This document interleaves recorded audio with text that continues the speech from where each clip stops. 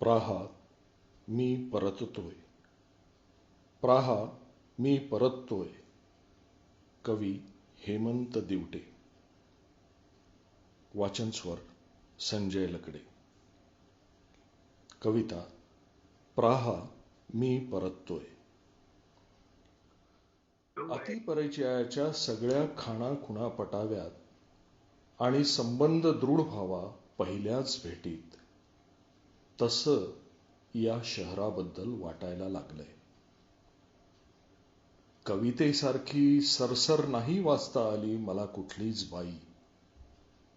म्हणजे अख्खीच्या अख्खी आपली वाटणारी बायको सुद्धा अनोळखीच उरते शेवटी.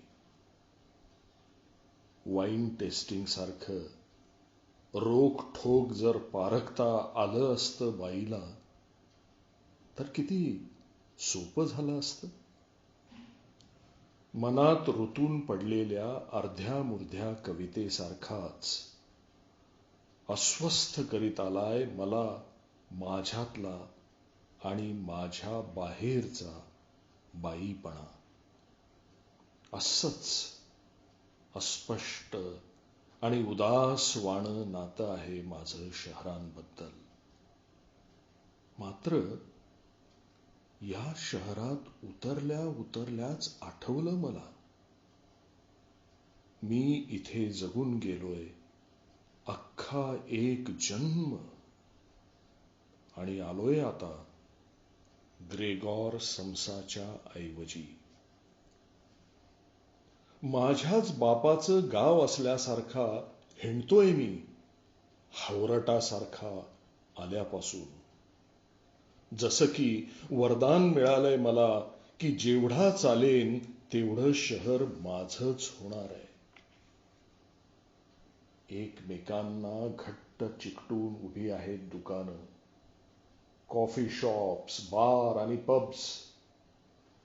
त्यांच्या आतल्या कर्कच्च फटीतून मी सटकून निसटलोय आणि ओळखीच्या घरात घुसलोय.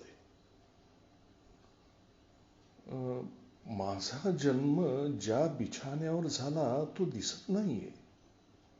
ना टेबल दिसतंय, ना खुर्ची, ना पुस्तक, ना दाढीचं सामान, ना त्याचा आरसा. पण मी या काचेतून पाहू शकतोय आरपार शतकभर. जिथून मला मोकाट सोडून गेलाय थंडीत कुडकुडणारा काफका.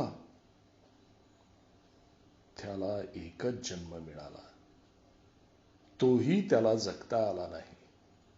आणि मी जगभरच्या अनोळखी भाषातून पुन्हा पुन्हा स्वतःलाच कंटाळेपर्यंत जन्मतोय, मरतोय, जन्मतोय, मरतोय, जन्मतोय. काफका, माझ्या खूप इच्छा तू अपुऱ्या ठेवल्यास, म्हणून मी पुन्हा पुन्हा उगवतोय.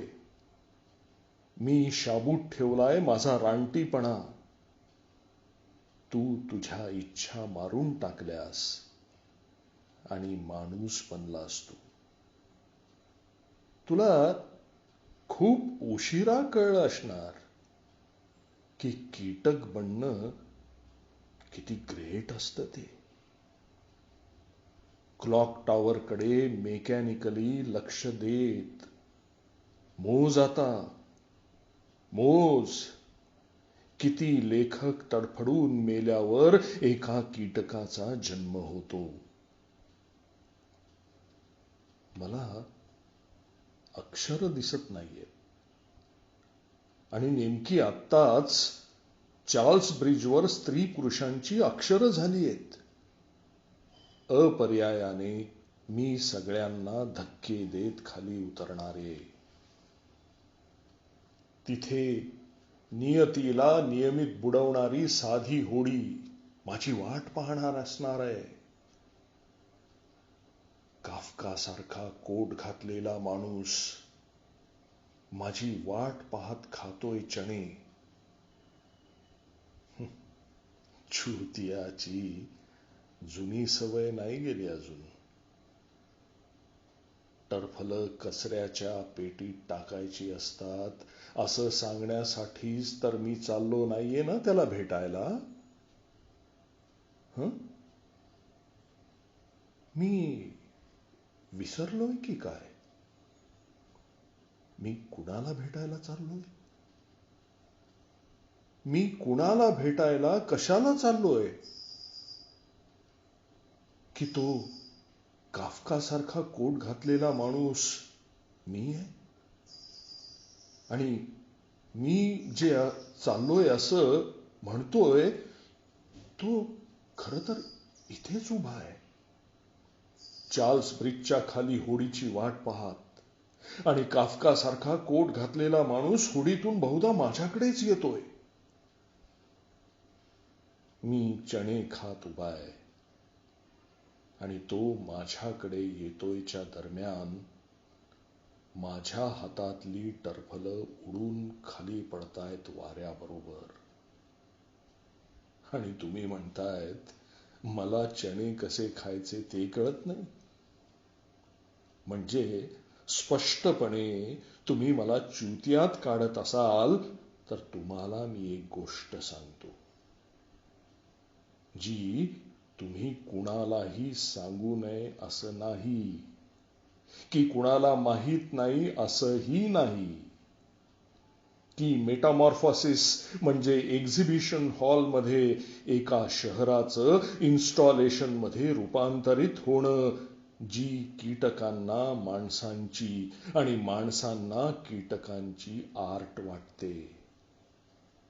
आणि इन्स्टॉलेशनवर मेटामॉर्फोसिस झालेला. डीम लाईट म्हणजे कवीच्या कवितेभर पसरलेला भाषिक आणि स्वतःच्या चरित्राचा सौम्य प्रकाश. आणि आताचं हे शहर आहे क्रूर किंकाळ्यातून निसटून उरलेला लालबुंद भूगोल. किंवा आहे इतिहासाच्या तव्यावर करपत पडलेलं साम्राज्यवादाचं हाफ फ्राय ऑमलेट. अजून एक गोष्ट, काफका कॉफी ऐवजी इंग्लिश ब्रेकफास्ट टी पितोय क्लॉक टॉवर खाली. आणि माझ्या कॉफीचं पहिलं की त्याच्या टीचं पहिलं लघवीत रूपांतर होतोय त्याची वाट पाहतोय.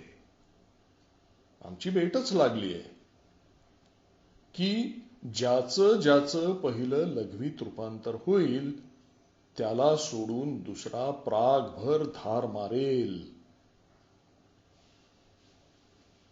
मी त्याला भेटलो तेव्हा 10:10 वाजले होते आणि त्याच्या कोटाभोवती प्रागभरच्या धुळीचा मॅजिक रिअलिझम. मी जिथे उभा आहे तिथून मला काफकाने केलेल्या भाषेचा अंत दिसतोय. तुम्ही जिथे उभा आहात तिथून तुम्हाला काय दिसतंय? तुम्हाला गोष्ट दिसते का ग्रेगॉर समसाची, की पुन्हा दिसते काफकाचीच? ज्युईश क्वार्टरमध्ये असतानाच मला भास व्हायला लागले. कानाशी येऊन लोक मोठमोठ्याने ओरडतायत. रस्त्यावर मघाशी गळ्यात गळे घालून फिरणारे लोक एकमेकांचे गळे दाबतायत. दबक्या आवाजाच्या आता किंकाळ्या झाल्या आहेत. तांबूस कौलारू घरं कोसळून ढीग होत आहेत. मी धावत सुटलोय तर माझ्या मागे लागलंय सगळं शहर, जसा मीच आहे त्याच्या विनाशाची सुरुवात आणि शेवटही. काफका कॅफेत घुसलो तर कॉफी ऐवजी लोक कोक पीत होते. बाहेर पडून पाहतोय तर सगळे कप, पशा, खुर्च्या, टेबल, कॉफीची मशीन्स धडाधड धडाधड धडधडतायत.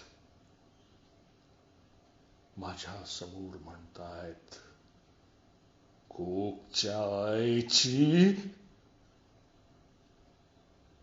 हळूहळू मी 2 इंचाचं झुरळ बनलोय आणि वाट काढत स्टेशनवर पोहोचलो. तर तिथे पण सालं कोक आडवं पडलं होतं. परतताना मला गाठून काफका कानात कुजबुजला की शहरातल्या कॉबॅल्ट रोडवरून माझ्या बरोबर सरपटताना प्राग त्याला पहिल्यांदा सेक्सी वाटलं म्हणून. ओ फक, माझं तर सेक्सी प्रागवर लक्षच नव्हतं. Praha, I am coming back. Praha, I am coming back.